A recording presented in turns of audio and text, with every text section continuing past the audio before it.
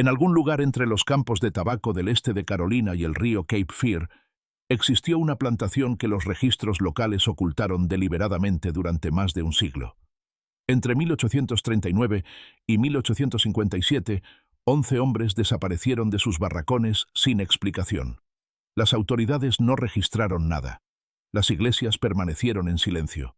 Y en 1856, algo nació en esa casa que hizo que coleccionistas adinerados de 3 estados viajaran en secreto, llevando bolsas de monedas de oro que nunca reconocerían en sus libros de contabilidad. La existencia del niño se documentó en registros de nacimiento falsificados, contratos legales retroactivos y cartas cifradas entre familias prominentes, todo cuidadosamente oculto, hasta que un incendio en el juzgado en 1923 expuso accidentalmente lo que todo un condado había conspirado para enterrar. Antes de continuar con la historia de la plantación Hollow Crest y el legado de la familia Vance, necesito que hagan algo por mí.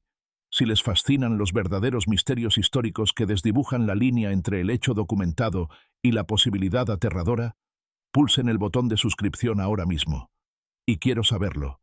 Dejen un comentario diciéndome desde qué estado o ciudad están escuchando. ¿Están cerca de donde sucedió esto? Averigüémoslo juntos. Lo que hace que este caso sea particularmente inquietante no es lo que se registró, sino lo que se borró sistemáticamente y por qué toda una comunidad eligió el silencio en lugar de la justicia. La conspiración de Hollow Crest. La plantación. Hollow Crest se asentaba sobre 470 acres de suelo cada vez más agotado en el condado de Duplin, Carolina del Norte, a 7 millas al sur de donde los caminos se bifurcaban hacia Wilmington y Raleigh. Para 1839, la finca que una vez había producido prosperidad para 3 generaciones se había convertido en un monumento a la decadencia. El tabaco que había hecho rica a la familia Vance en la década de 1790 ya no crecía con el mismo vigor. El suelo, agotado por décadas de cultivo intensivo y la terca negativa a rotar los cultivos, producía rendimientos cada vez menores en cada temporada de cosecha. La casa en sí tenía 3 pisos de altura, construida con ciprés local y ladrillos cocidos en hornos de la propiedad. Sus ventanas daban al este, hacia el amanecer, una elección deliberada del constructor original, quien creía que la luz de la mañana bendeciría a la familia con una prosperidad continua. Pero para cuando Nathaniel Vance heredó la finca en 1829 a los 37 años, esas ventanas solo reflejaban la realidad de los rendimientos decrecientes. La pintura se desprendía de las columnas. Varios postigos colgaban en ángulos extraños, sus bisagras oxidadas por el húmedo aire costero. Los jardines formales que su abuela había mantenido con tanto orgullo se habían rendido a las malas hierbas que crecían hasta la cintura a finales del verano. Nathaniel Vance era un hombre cuya apariencia sugería una prosperidad que sus circunstancias ya no respaldaban. Medía poco menos de 6 pies de altura, con los hombros anchos y las manos gruesas de alguien que alguna vez había realizado trabajo manual, pero que había pasado las últimas 2 décadas evitándolo.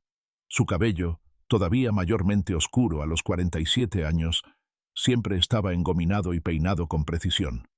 Llevaba abrigos a medida de un sastre de Wilmington, aunque no había pagado las facturas del hombre en 3 años.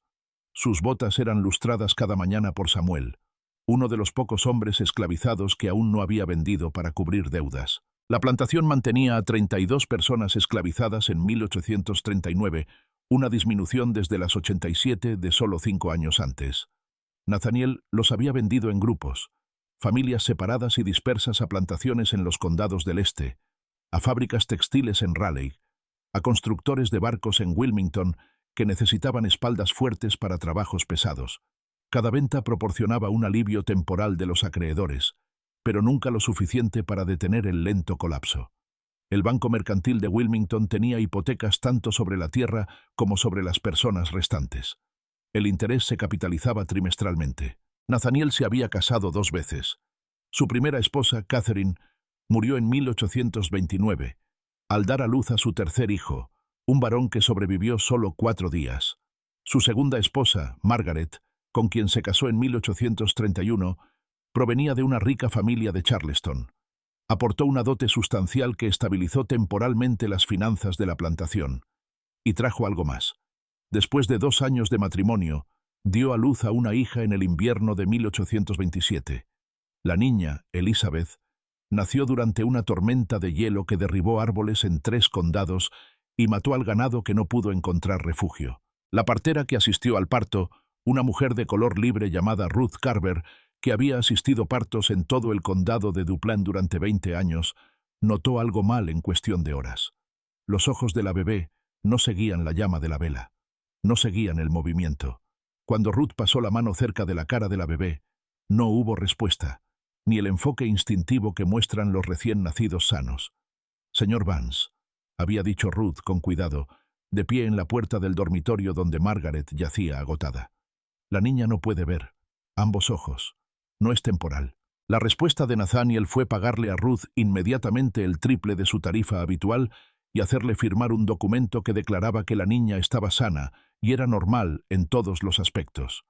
Le dijo que si hablaba con alguien sobre la condición de la niña, se aseguraría de que nunca más trabajara en el condado. Y en 1827, una mujer de color libre que amenazara la reputación de un hombre blanco podía enfrentar consecuencias mucho peores que el desempleo.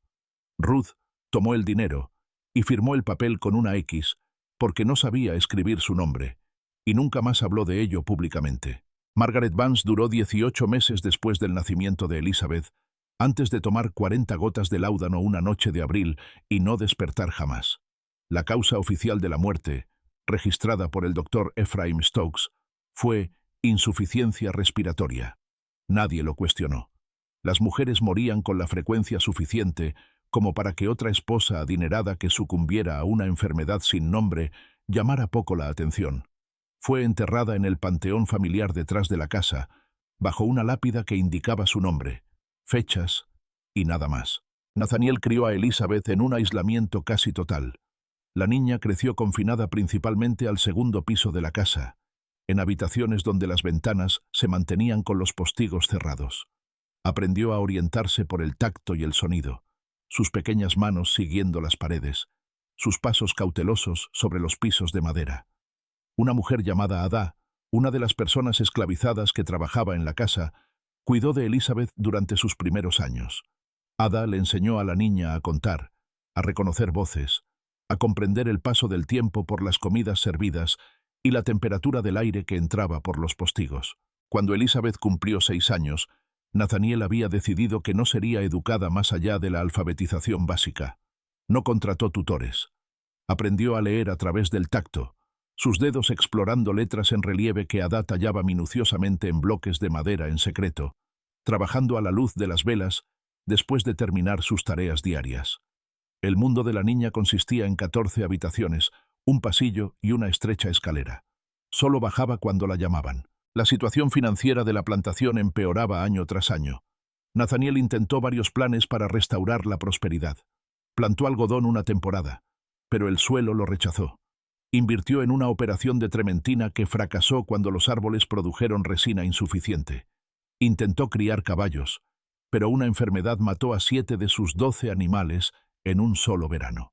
Para 1838 había vendido casi todo lo de valor, excepto la tierra misma y las personas que la trabajaban. Dejó de asistir a la iglesia en 1827, después de que el ministro, el reverendo Thomas Gaines, sugiriera desde el púlpito que la prosperidad reflejaba el favor de Dios y que la ruina financiera a menudo indicaba fallas morales que requerían examen y arrepentimiento. Nathaniel se fue en medio del sermón y nunca regresó, aunque continuó pagando su diezmo anual, tarde y en cantidades decrecientes, para mantener las apariencias. El aislamiento de Hollow Crest aumentó a medida que los vecinos dejaron de visitar. En parte, esto se debió al temperamento deteriorado de Nathaniel y su tendencia a dominar las conversaciones con elaboradas explicaciones de por qué sus fracasos nunca eran culpa suya. Mala suerte, mal tiempo, socios comerciales deshonestos, trabajadores incompetentes. Pero el aislamiento también se debía a rumores silenciosos sobre el segundo piso cerrado con llave, sobre una niña que algunas personas habían oído llorar pero nunca habían visto, sobre por qué Margaret realmente había tomado tanto láudano esa noche de primavera. A principios de 1839, cuando Elizabeth se acercaba a la adolescencia, Nathaniel pasaba largas horas en su estudio, revisando libros de contabilidad que no contenían más que deudas. El Banco Mercantil de Wilmington había iniciado los procedimientos de ejecución hipotecaria. Tenía quizás 18 meses antes de que se apoderaran de todo. La casa, la tierra, la gente, cada posesión restante. Su hija, ciega e incasable según los estándares de su sociedad, no representaba más que un gasto continuo. No heredaría nada porque no habría nada que heredar. Fue durante una de estas largas noches, revisando documentos y bebiendo un whisky que le quemaba la garganta, que Nathaniel descubrió algo en los papeles de su difunto padre. Un precedente legal, un caso de 1791 que involucraba una disputa sobre herencia y clasificaciones de propiedad. El caso se basaba en una interpretación técnica de la ley de Carolina del Norte sobre los hijos nacidos de madres esclavizadas frente a los hijos nacidos de mujeres libres, y las circunstancias específicas en las que un niño podría ser reclasificado legalmente basándose en la documentación de la paternidad. Los detalles eran complejos, llenos de lenguaje legal que Nathaniel tuvo que leer 3 veces antes de comprender las implicaciones. Pero una vez que lo entendió, se formó una idea tan monstruosa, tan calculada, que habría parecido imposible si no fuera por las desesperadas matemáticas de la deuda que lo rodeaban. Su hija, Elizabeth, era libre y blanca por nacimiento. Pero si ella tuviera un hijo, y si la paternidad de ese niño pudiera documentarse de una manera específica, y si ciertos papeles legales se presentaran en una secuencia particular, entonces ese niño podría ser clasificado no como su nieto, sino como propiedad de la finca. Propiedad valiosa, del tipo que coleccionistas adinerados de todo el sur pagarían sumas extraordinarias por adquirir. En la sociedad de la Carolina del Norte de antes de la guerra, existía un mercado oculto para personas esclavizadas con características específicas. Los niños de piel clara, particularmente aquellos con ascendencia europea documentada, alcanzaban precios premium. Eran comprados como sirvientes domésticos, como símbolos de estatus, como evidencia de la riqueza y el gusto de su dueño. Cuanto más inusuales fueran las circunstancias de su nacimiento, mayor sería el precio. Y un niño nacido de una mujer blanca ciega, con una parentela mixta cuidadosamente documentada, un niño así sería lo suficientemente extraordinario como para atraer a compradores dispuestos a pagar en oro en lugar de pagarés. Nathaniel se sentó en su estudio hasta el amanecer, trabajando en la mecánica legal. Necesitaría documentar todo correctamente. Necesitaría médicos que firmaran los papeles correctos. Necesitaría testigos en los que se pudiera confiar para recordar solo lo que se les dijera que recordaran. Necesitaría seleccionar a los hombres con cuidado, eligiéndolos por rasgos que hicieran valioso al niño eventual. Y necesitaría tiempo, varios años, para ejecutar el plan antes de que el banco ejecutara la hipoteca. La primera luz de la mañana entró por las ventanas del estudio, iluminando las motas de polvo en el aire y la dispersión de documentos legales sobre su escritorio. Nathaniel Vance tomó su decisión.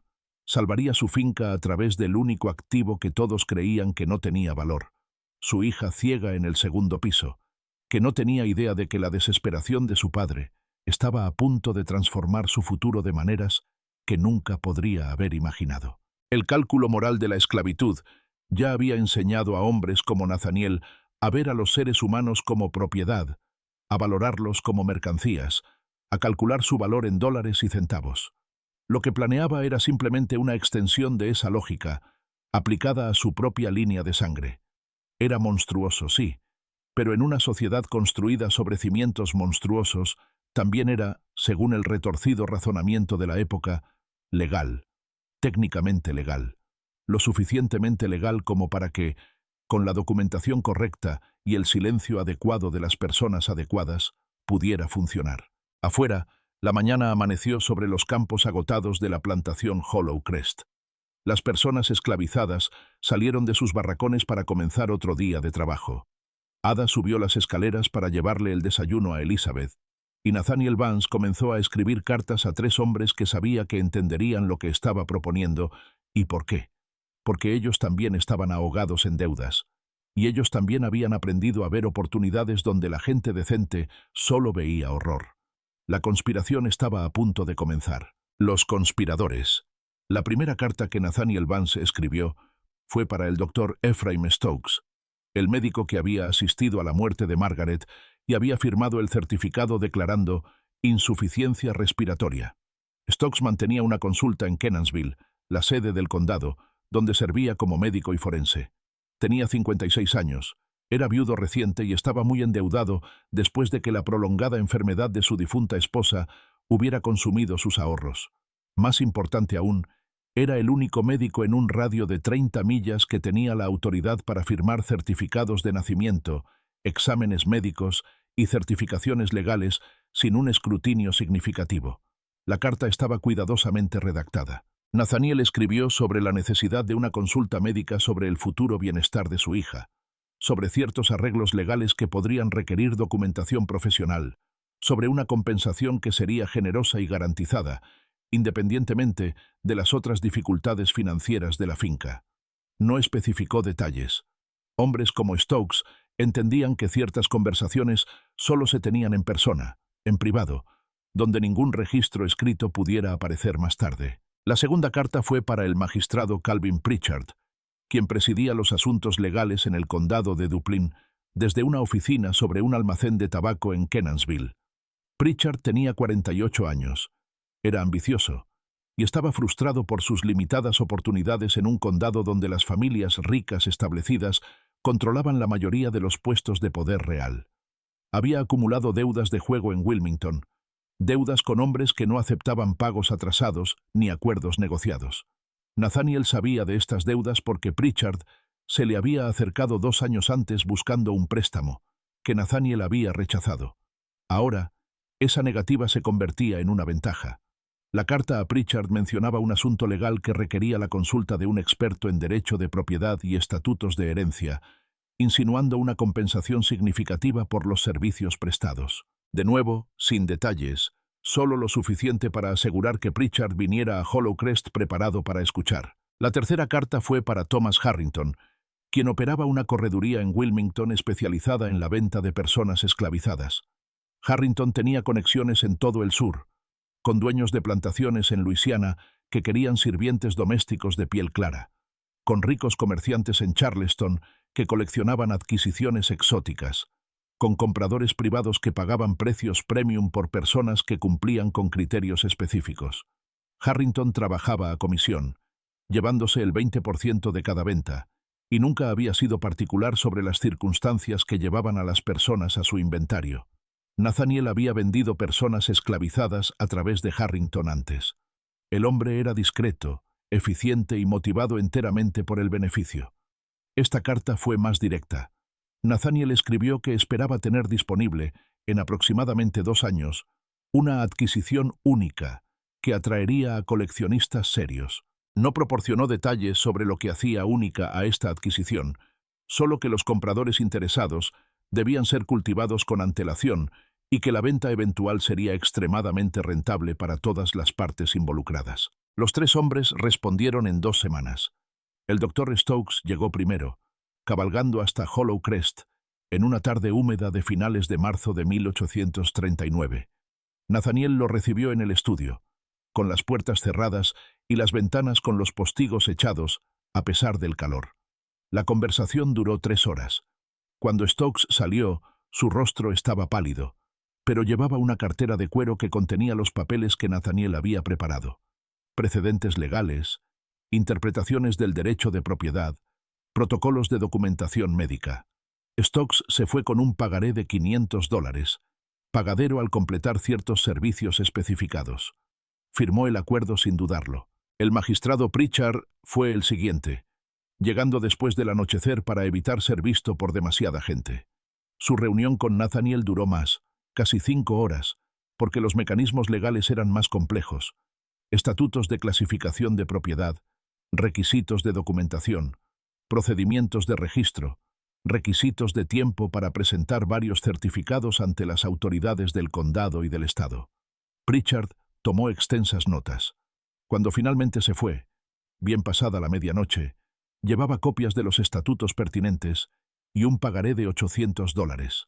También llevaba la promesa explícita de Nathaniel de que esas deudas de juego en Wilmington se saldarían en su totalidad con las ganancias de la venta eventual. Thomas Harrington no requirió una reunión en persona. Su carta de respuesta, escrita en el cuidadoso lenguaje cifrado de su profesión, indicaba que entendía exactamente lo que se estaba proponiendo. Ya tenía 3 compradores potenciales en mente. Un dueño de plantación cerca de Baton Rouge, que coleccionaba adquisiciones inusuales, un comerciante de Charleston que operaba un salón privado con sirvientes exóticos, y una rica familia de Virginia que buscaba un tipo particular de símbolo de estatus. Los 3 pagarían entre $3,000 y $5,000 por la adquisición adecuada. La comisión de Harrington sería del 20%, como siempre.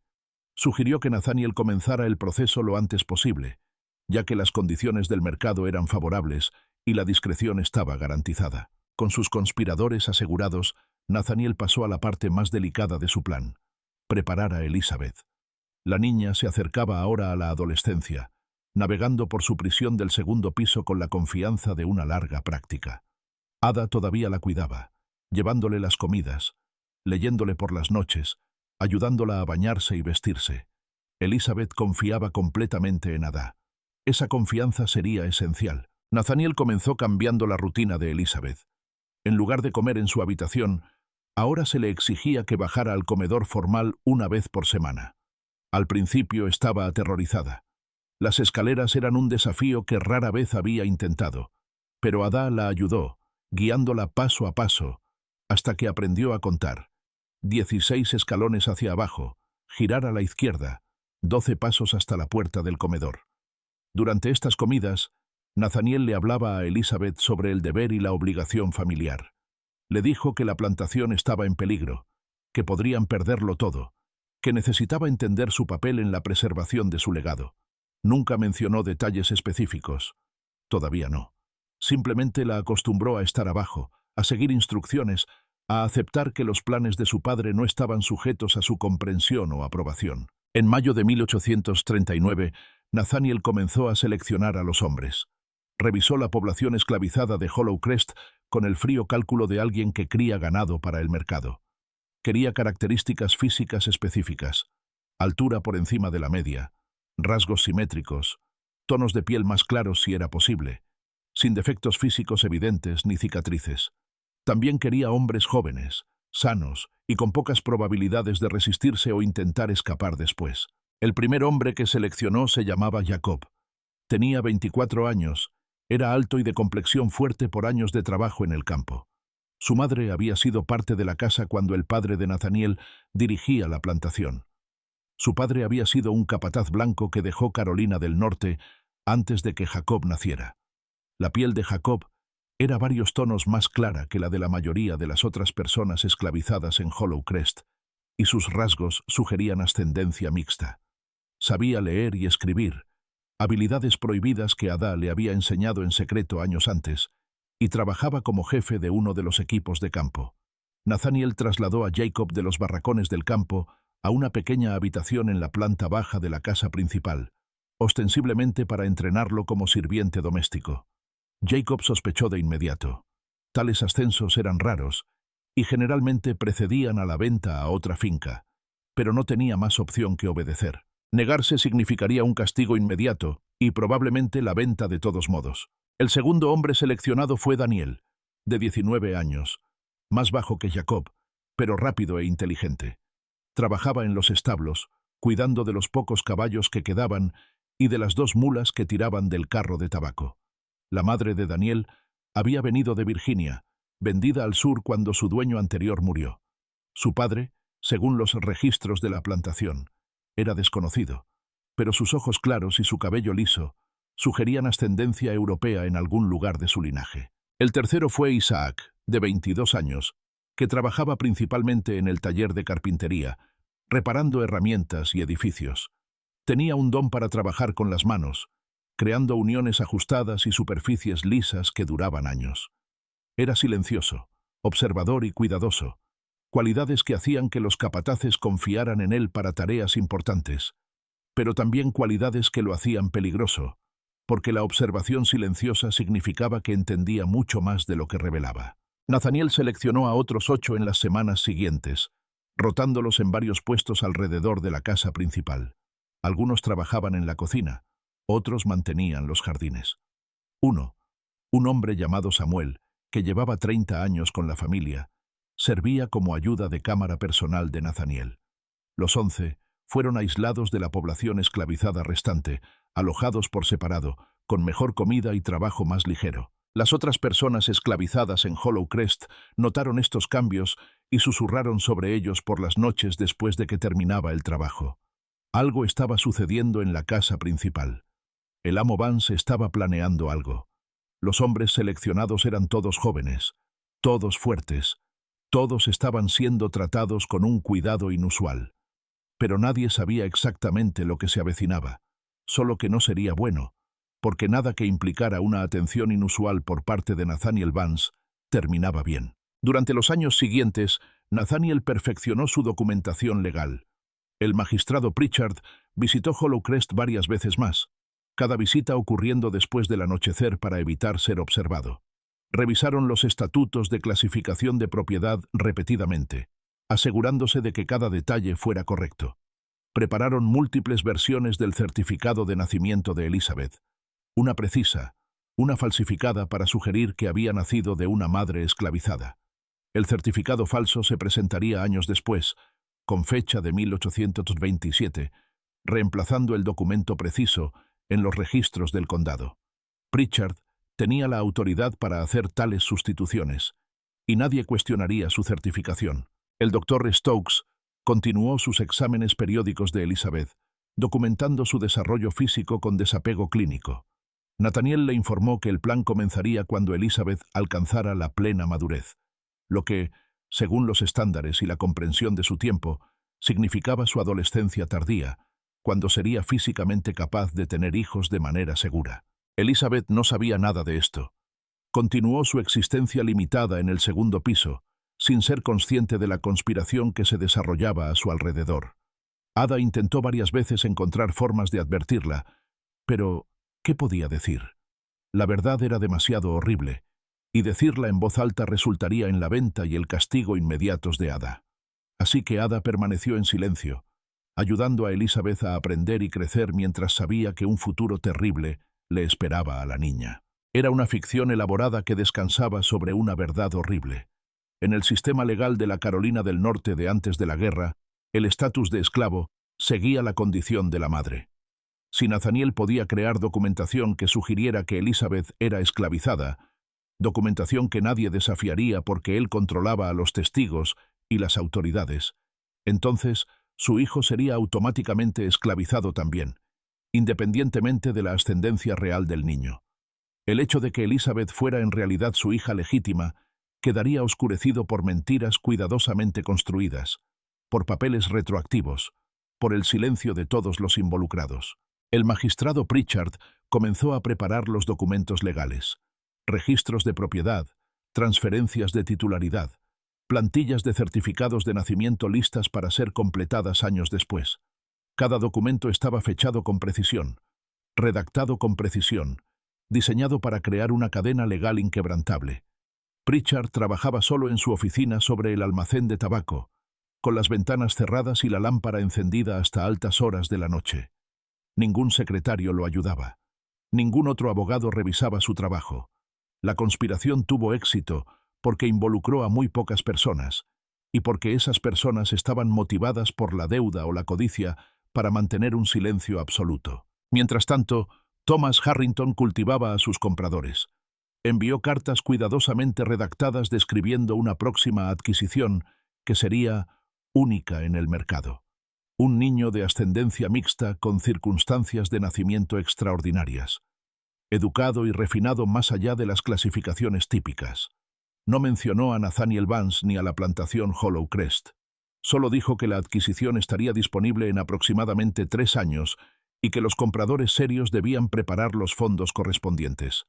2 de sus 3 compradores contactados respondieron con gran interés y solicitudes de ser notificados en el momento en que la adquisición estuviera disponible. De vuelta en Hollow Crest, los 11 hombres seleccionados continuaron con sus nuevas rutinas, aún sin saber exactamente lo que Nathaniel planeaba para ellos. Sabían que algo andaba mal. El aislamiento, el trato especial, la forma en que Ada a veces los miraba con lo que parecía ser piedad. Pero en el sistema que controlaba sus vidas, Cuestionar las intenciones del amo era inútil. Trabajaban, obedecían y esperaban para descubrir qué nuevo horror les esperaba. Ada sabía más que los hombres. Entendía, por fragmentos de conversación escuchados y por la forma en que Nathaniel miraba a Elizabeth durante esas cenas semanales, que se estaba preparando algo terrible. Intentó una vez preguntarle directamente a Nathaniel qué planeaba. Él le dijo que si interfería o hablaba con alguien, con cualquiera, sobre lo que sucedía en la casa, la vendería inmediatamente a un campamento de Trementina, donde las mujeres esclavizadas solían sobrevivir menos de 2 años.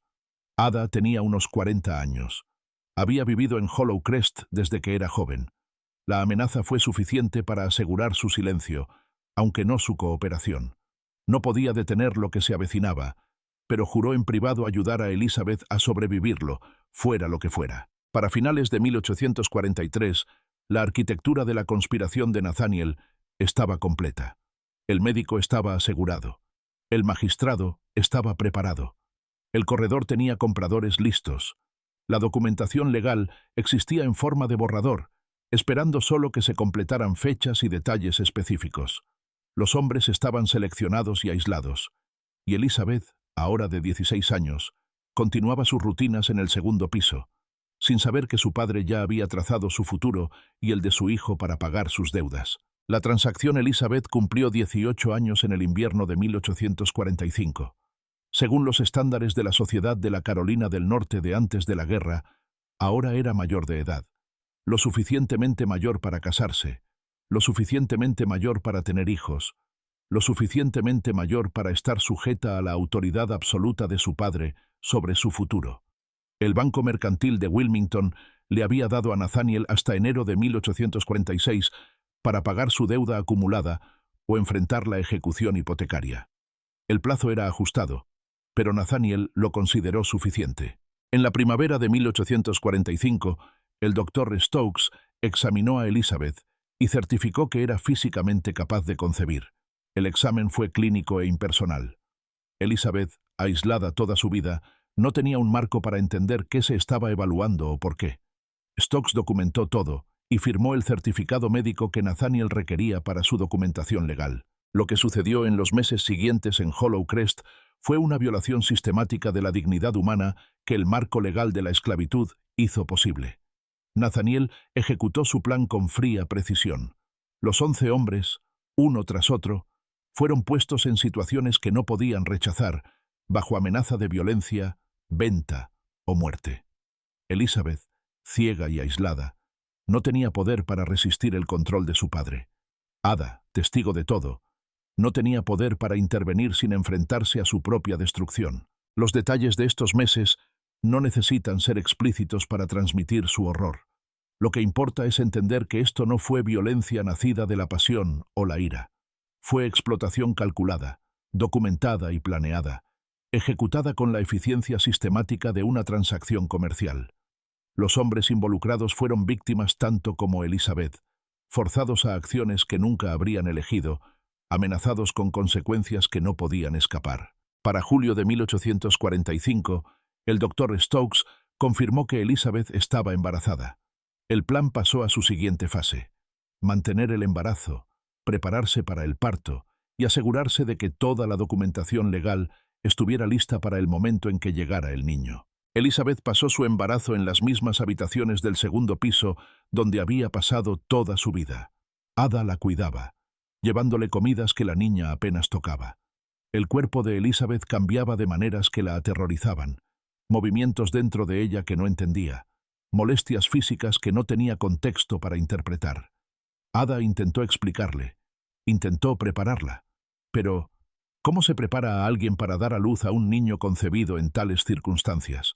Nathaniel trató el embarazo como un asunto de negocios. El doctor Stokes la visitaba regularmente para asegurarse de que todo progresara normalmente. Nathaniel se carteaba con Thomas Harrington sobre posibles compradores. El magistrado Pritchard finalizó los documentos legales que clasificarían al niño como propiedad esclavizada desde el nacimiento. La documentación falsificada era elegante en su engaño. Pritchard había creado una historia de fondo completa. Elizabeth era en realidad la hija de una mujer esclavizada llamada Sarah, que había trabajado en Hollow Crest años atrás. Nathaniel había adoptado a esta niña por caridad y la había criado en la casa debido a su ceguera. Documentos con fecha de 1827 respaldaban esta ficción. El certificado de nacimiento real de Elizabeth fue retirado de los registros del condado y reemplazado por la versión falsificada. Ahora, legalmente, la propia Elizabeth era esclavizada, lo que significaba que su hijo nacería en la esclavitud automáticamente, independientemente de la paternidad.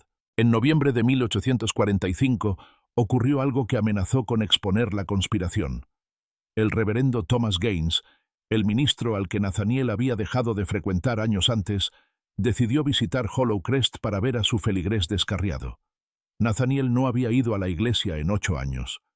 El reverendo llegó sin anunciarse en una tarde fría.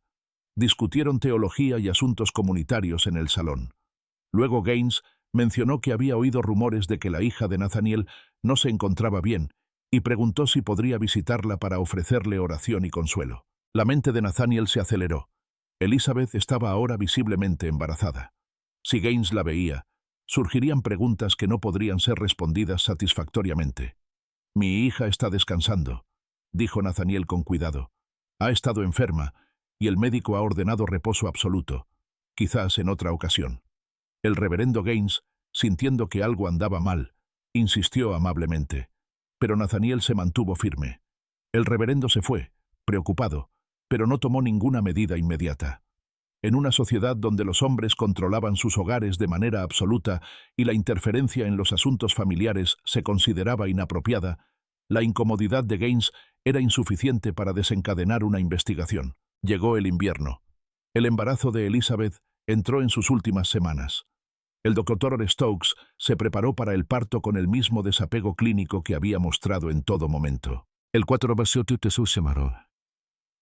de marzo de 1846, después de un difícil parto que duró casi 20 horas, Elizabeth dio a luz a un hijo.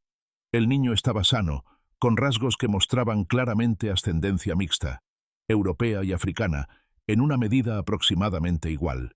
El bebé era exactamente lo que Nathaniel había calculado: valioso. Elizabeth, agotada más allá de toda medida, preguntó con voz quebrada si podía sostener a su bebé. Nathaniel se negó. El niño fue llevado inmediatamente para su documentación. Ada, de pie cerca, sintió que algo dentro de ella se rompía permanentemente al ver a una madre a la que se le negaba su hijo recién nacido. El doctor Stokes llevó al bebé abajo, al estudio, donde el magistrado Pritchard esperaba con los documentos ya preparados. Se rellenó el certificado de nacimiento. Niño nacido de Sara, mujer esclavizada, fallecida, padre desconocido, nacido el 4 de marzo de 1846, propiedad de Nathaniel Vance. Pritchard firmó y puso su sello oficial. Stokes añadió su firma como médico asistente. La ficción era ahora un hecho legal. Al niño se le dio el nombre de Thomas, sin apellido, como era común para las personas esclavizadas.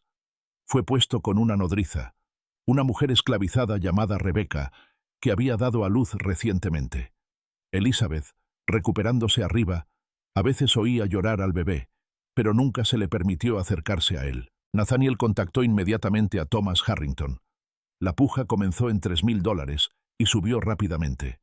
A finales de marzo, el precio había alcanzado los $4.700, más que suficiente para satisfacer al banco mercantil y salvar a Hollow Crest de la ejecución hipotecaria. El comprador que pagó el precio más alto fue Charles Rutledge, un dueño de plantación de las afueras de Baton Rouge, Luisiana. Tenía 46 años, era rico por la producción de azúcar y conocido en ciertos círculos por coleccionar adquisiciones humanas inusuales para su hogar. Su plantación empleaba a más de 200 personas esclavizadas, y entre ellas había varias docenas que servían como piezas de exhibición en lugar de trabajadores de campo.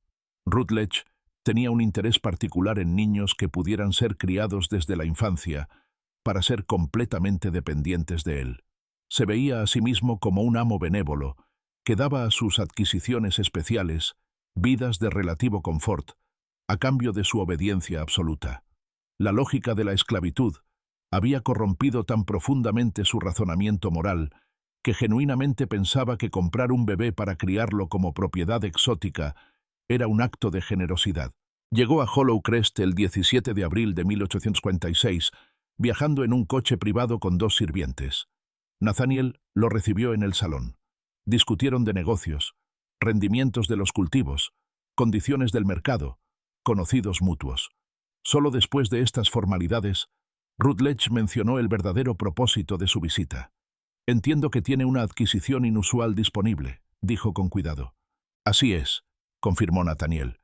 «Nacido hace 6 semanas. Sano, fuerte, de buen temperamento. Las circunstancias de su nacimiento lo hacen particularmente valioso». Nathaniel llevó a Rutledge a ver al niño. Thomas yacía en su cuna, envuelto en mantas limpias. Rutledge lo examinó con el desapego de alguien que evalúa ganado. Notó el tono de piel, los rasgos, la salud general. Preguntó sobre los patrones de alimentación, los hábitos de sueño, cualquier signo de enfermedad. «El certificado de nacimiento indica que la madre ha fallecido», dijo Rutledge. «¿Cuáles fueron las circunstancias?» Nathaniel explicó que la madre del niño, Sarah, había sido una mujer esclavizada que murió durante el parto. Una ocurrencia lo suficientemente común como para no levantar sospechas. Le mostró a Rutledge el certificado de nacimiento firmado tanto por el doctor Stokes como por el magistrado Pritchard. Enfatizó que el niño estaba legalmente clasificado como propiedad esclavizada desde el nacimiento, con una clara documentación. Lo que Nathaniel no mencionó fue que Elizabeth se estaba recuperando arriba, que la Sarah muerta era en realidad su hija viva, que toda la documentación era un fraude. Rutledge no hizo preguntas que hubieran expuesto estas mentiras, porque los compradores adinerados que adquirían adquisiciones inusuales entendían que la discreción era esencial. $400–700, dijo Rutledge. Pagaderos en oro hoy si el niño puede viajar de inmediato. De acuerdo, dijo Nathaniel sin dudarlo. La transacción se completó en 2 horas. Los sirvientes de Rutledge contaron las monedas de oro, en su mayoría águilas y dobles águilas, pesadas y brillantes. Nathaniel firmó la factura de venta. El magistrado Pritchard, presente para atestiguar, puso su sello en el documento. Rebecca, la nodriza, preparó a Thomas para el viaje. Lo envolvió en mantas cálidas y reunió sus pocas posesiones. Se había encariñado con el bebé durante las 6 semanas que lo había cuidado, pero no tenía poder para resistir esta venta. Besó la frente del bebé una vez antes de entregárselo a los sirvientes de Rutledge. Elizabeth, acostada en su habitación de arriba, escuchó el bullicio de la partida. Caballos, ruedas de carruaje, voces. Ada se acercó a ella y le dijo en voz baja: «Se llevan al bebé». «¿A dónde?», preguntó Elizabeth. «A Luisiana. Nunca lo volverás a ver». A Elizabeth no se le había permitido sostener a su hijo ni una sola vez. No sabía su nombre. Lo había oído llorar, pero nunca lo había tocado. Nunca lo había alimentado. Nunca se le había permitido acercarse a él. El niño se había ido, y con él se fue cualquier ilusión de que lo que le había sucedido había sido algo más que una transacción comercial calculada. Nathaniel observó cómo el carruaje de Rutledge desaparecía por el camino. Regresó a su estudio, abrió la caja fuerte y contó el oro. $4.700, suficiente para satisfacer la demanda del banco y con fondos restantes para las operaciones.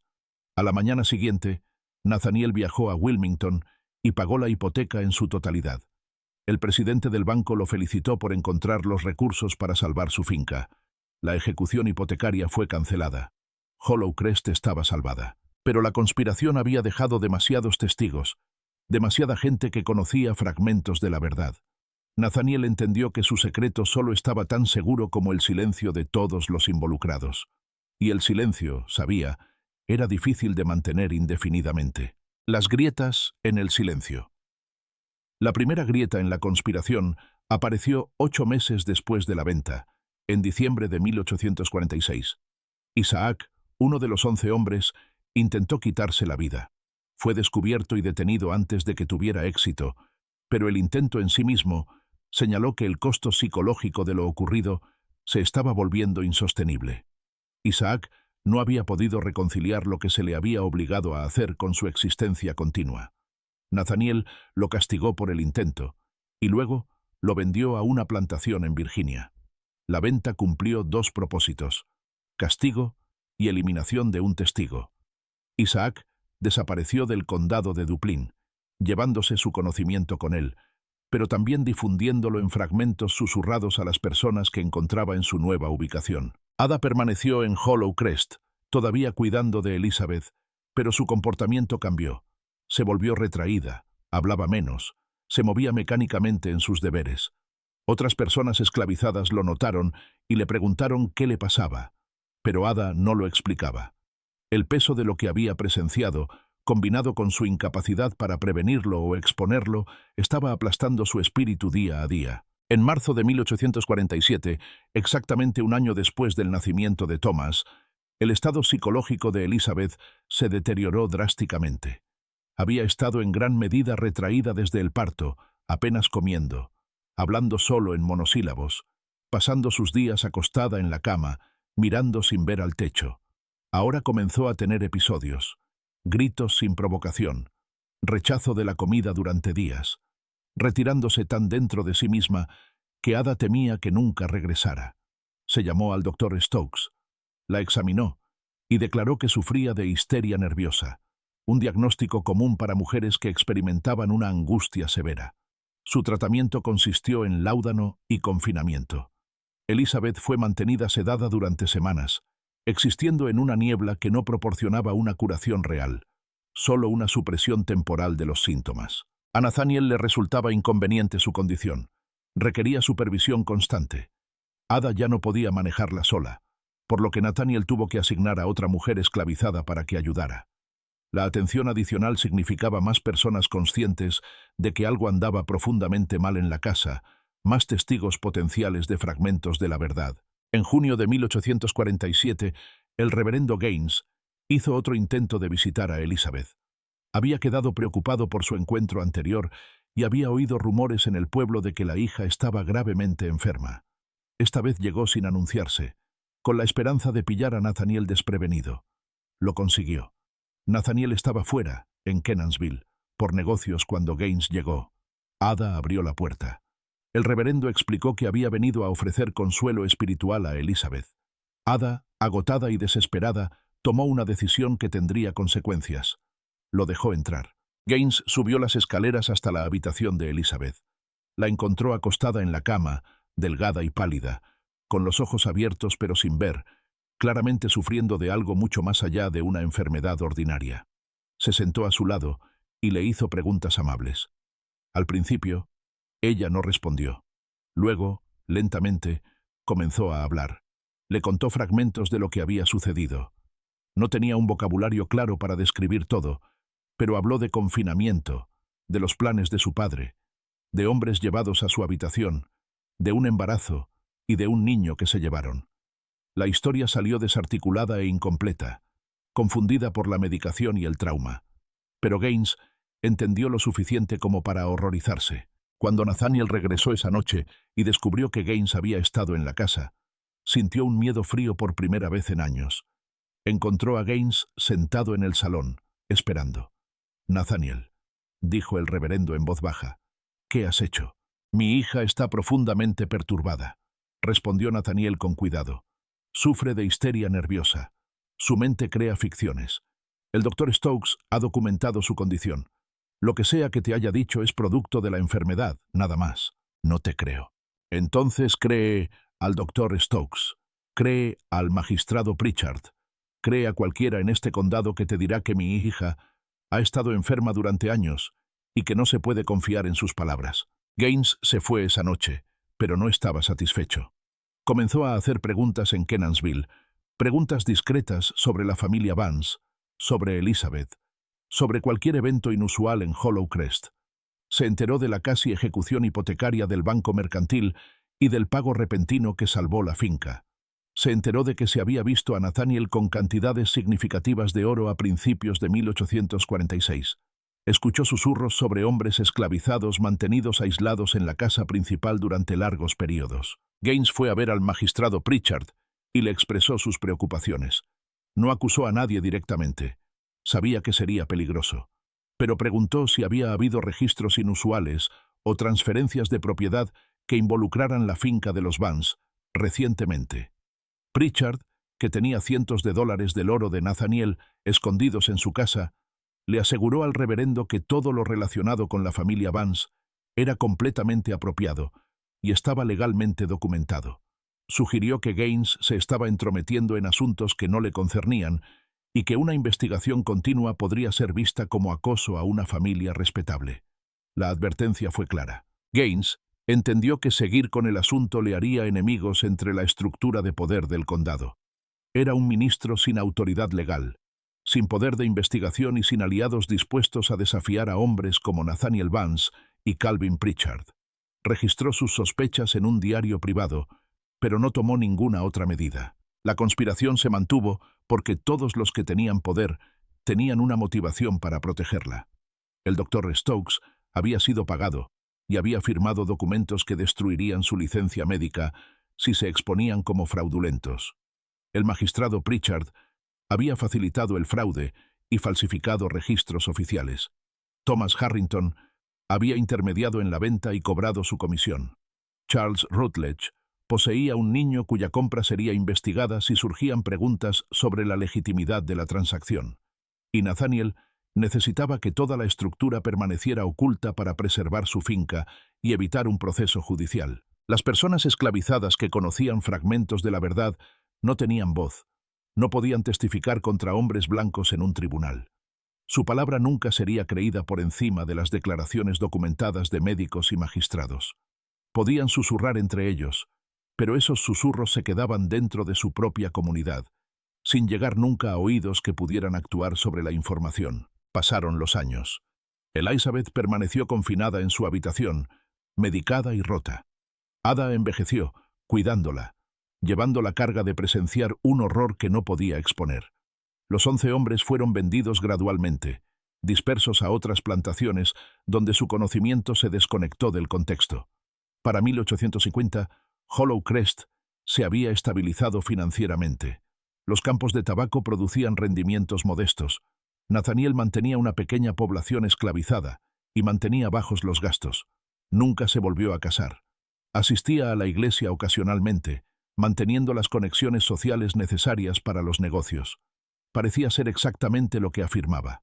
Un viudo que gestionaba una finca en dificultades, cuidando de una hija inválida, haciendo lo mejor que podía en circunstancias difíciles. La verdad permaneció enterrada en documentos falsificados, en registros sellados, en el silencio de los conspiradores y en la impotencia de las víctimas. Thomas creció en Luisiana, sin conocer nunca a su verdadera madre, sin conocer nunca las circunstancias de su nacimiento, clasificado para siempre como propiedad, a pesar de ser el nieto de un rico dueño de plantación. Justo cuando pensábamos que habíamos visto las profundidades de este horror, la verdadera escala de la conspiración solo se aclararía décadas después, cuando un accidente expondría lo que todo un condado había trabajado tan duro para ocultar. Si esta historia te está dando escalofríos y quieres saber cómo se reveló finalmente este secreto, asegúrate de estar suscrito para no perderte la conclusión. Dale al botón de me gusta para apoyar el contenido que descubre los rincones más oscuros de la historia estadounidense y comparte esto con alguien que necesite entender que los verdaderos monstruos a menudo llevan rostros respetables. Descubramos juntos qué sucede cuando la verdad se niega a permanecer enterrada. El fuego y la verdad. La verdad podría haber permanecido enterrada para siempre si no fuera por un incendio que destruyó el juzgado del condado de Duplin en Kenansville el 14 de octubre de 1923, 77 años después del nacimiento de Thomas. El incendio comenzó en un almacén donde se guardaban registros antiguos en archivadores de madera. Se extendió rápidamente, consumiendo la mayor parte del edificio antes de que los bomberos pudieran contenerlo.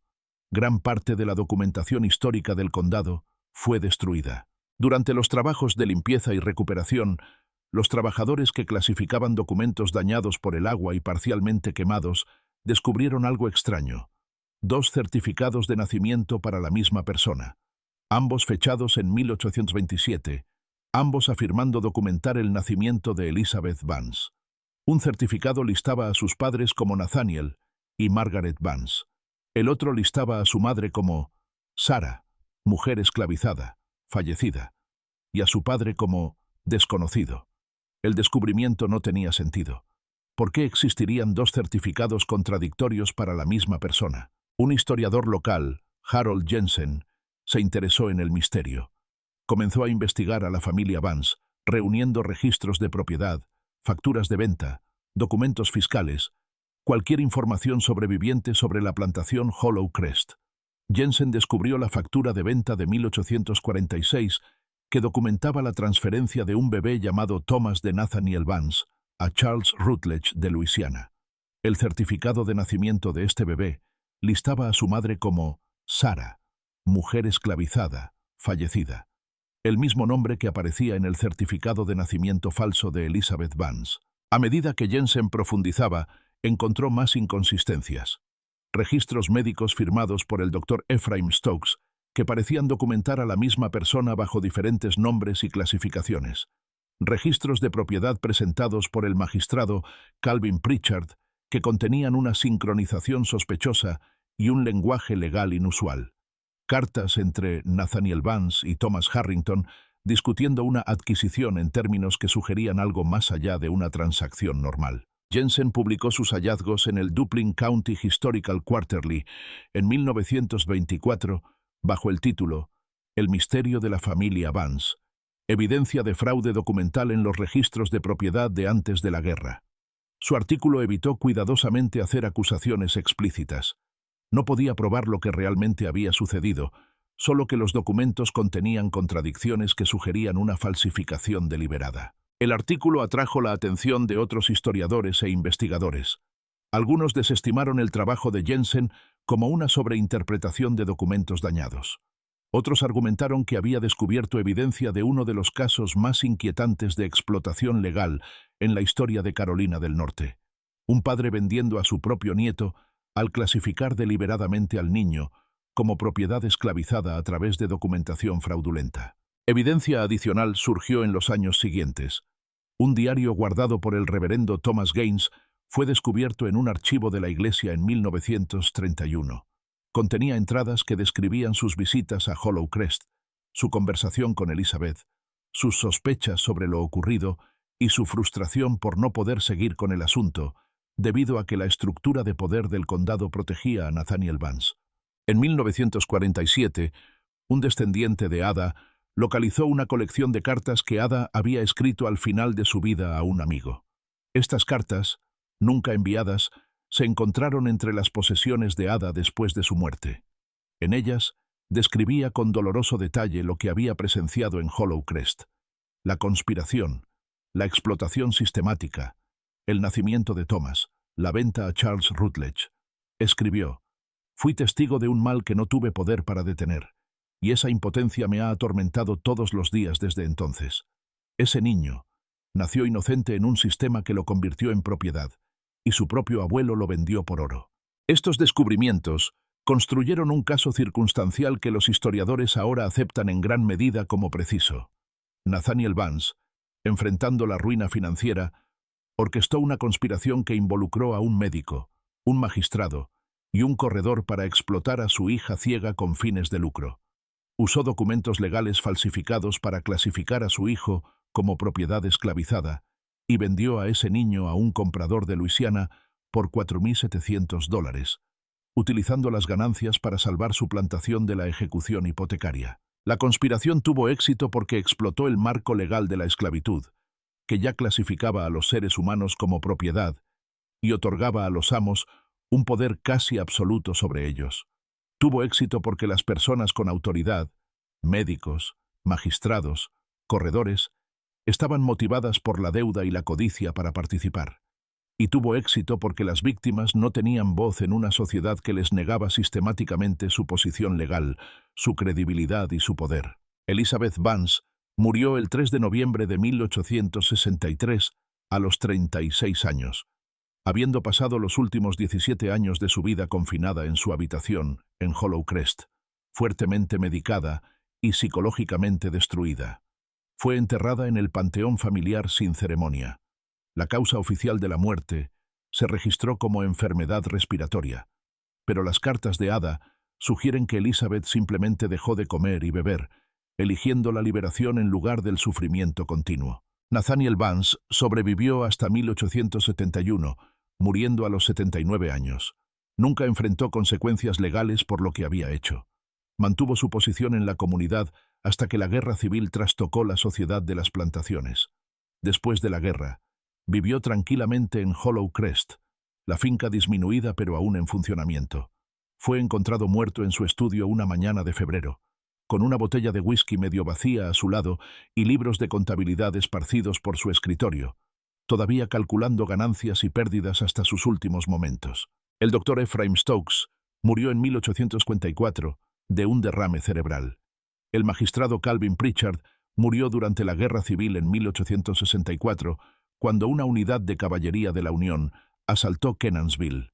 Thomas Harrington continuó su negocio hasta la proclamación de emancipación, después de lo cual se declaró en bancarrota y murió en la pobreza en 1807. Ada vivió hasta 1882, sobreviviendo lo suficiente para ver el fin de la esclavitud, pero sin recuperarse nunca del trauma de lo que había presenciado en Hollow Crest.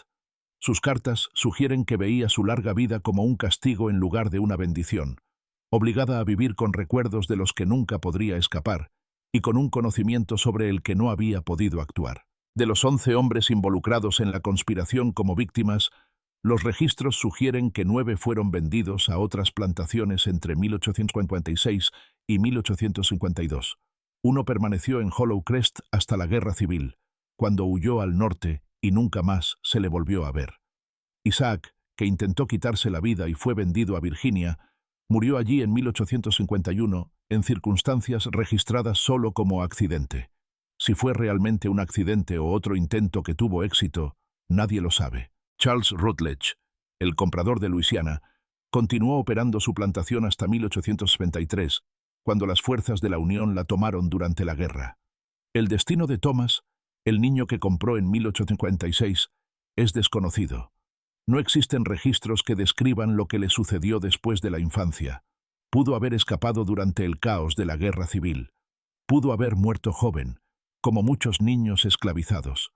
Pudo haber vivido una larga vida, finalmente obteniendo la libertad, sin conocer nunca la verdad sobre su nacimiento o las circunstancias que lo convirtieron en propiedad en lugar de heredero. La plantación Hollow Crest todavía existe, aunque en ruinas. La casa principal se derrumbó en la década de 1950, dejando solo los cimientos de ladrillo y partes de las paredes del primer piso. La tierra es de propiedad privada, utilizada para la tala de madera. Los grupos de preservación locales han discutido ocasionalmente documentar la historia del sitio, pero la oscuridad de lo que ocurrió allí dificulta su conmemoración. La historia de lo que sucedió en Hollow Crest entre 1839 y 1846 representa uno de los casos documentados más inquietantes de cómo el marco legal de la esclavitud podía ser manipulado para cometer atrocidades que eran técnicamente legales dentro de su contexto histórico. Demuestra cómo los sistemas de opresión, una vez establecidos, pueden ser explotados de maneras que se derivan lógicamente de la premisa fundamental de que los seres humanos pueden ser propiedad. También revela la profunda impotencia de las víctimas dentro de tales sistemas. Elizabeth, ciega y aislada, sin posición legal para resistir a su padre. Los 11 hombres esclavizados forzados a acciones que nunca habrían elegido, bajo amenaza de muerte o venta. Ada, presenciando todo pero incapaz de hablar o actuar sin enfrentarse a su propia destrucción. Y Thomas, nacido en la esclavitud porque la desesperación de su abuelo y las definiciones de la ley se cruzaron para negarle la libertad que su ascendencia debería haberle garantizado. ¿Qué piensas de esta historia? ¿Crees que se reveló todo o crees que todavía hay secretos enterrados en el suelo del condado de Duplan? Los documentos descubiertos en 1923 abrieron una ventana a este horror. Pero, ¿cuántos casos similares permanecen completamente ocultos, con sus víctimas y perpetradores todos muertos? ¿Sus historias borradas por el tiempo y la destrucción deliberada de pruebas? Deja tu comentario abajo y dime lo que piensas. Si encontraste esta investigación histórica convincente e inquietante, suscríbete a nuestro canal, pulsa la campana de notificaciones para no perderte nunca otra inmersión profunda en los secretos más oscuros de Estados Unidos, y comparte este video con alguien que necesite entender que el horror no siempre es sobrenatural. A veces, los verdaderos monstruos son humanos, y el verdadero terror proviene de sistemas que les permiten operar con impunidad. Nos vemos en el próximo video, donde descubriremos otra pieza de la historia que estaba destinada a permanecer enterrada para siempre.